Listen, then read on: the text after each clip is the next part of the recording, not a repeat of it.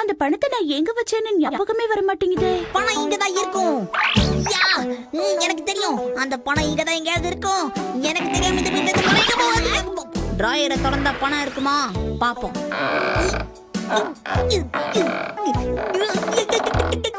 அம்மா! என்ன இங்க ஒரே சத்தம்? ஷின்சான் இதையே மேல போட்டுட்டு இருக்க? அப்பா, பணத்தை தேடுற முயற்சியில டிராயர் கடியில மாட்டினேன். பணத்தை தேடுறேன்னு சொல்லிட்டு இப்படி ரூமையே அலங்கோலம் பண்ணி வச்சிருக்கே ஷின்சான். ஏன் இப்படி பண்ற?